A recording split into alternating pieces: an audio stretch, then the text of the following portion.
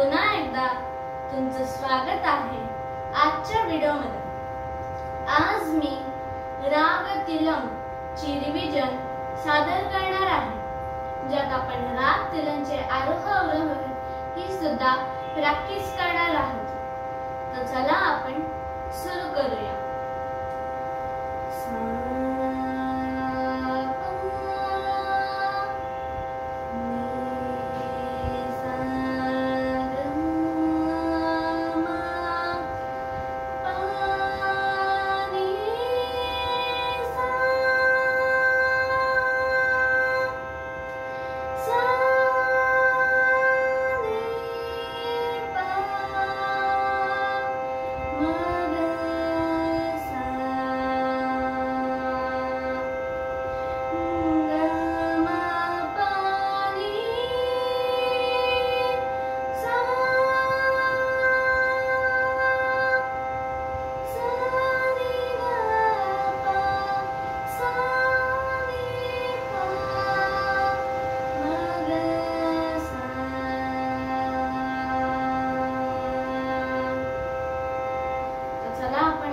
बंदिश प्रॅक्टिस करू।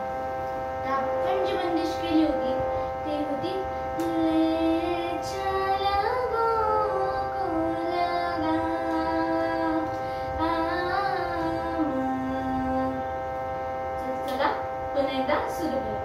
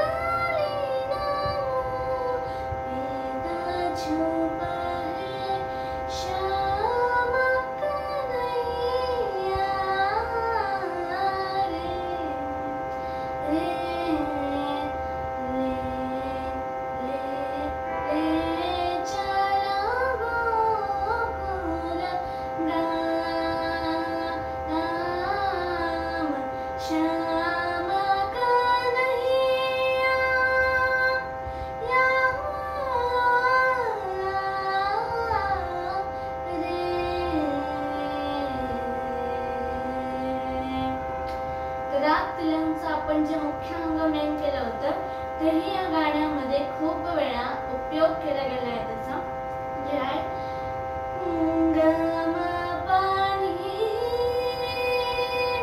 सा। गमपणी हे फ्रेज गाऊन शेवटी सा लावण्याचा उपयोग केला गेला आहे।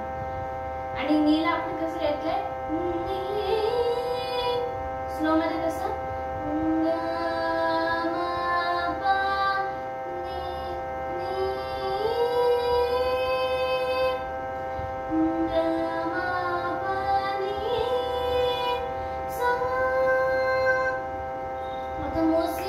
गाताना काय होतं मी सांगते।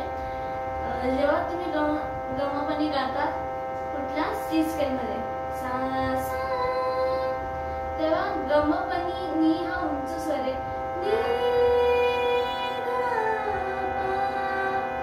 तेव्हा नी गाताना असं आपल्याला वाटतं की आपला आवाज होणार नाही, किंवा असं कधी कधी वाटतं आपला आवाज कुठेतरी अडकतोय। त्यासाठी तुम्ही दररोज बेसवर नी ची प्रॅक्टिस करा आणि खोलून गावा, कारण तुमचा आवाज तिथपर्यंत नक्की जातो।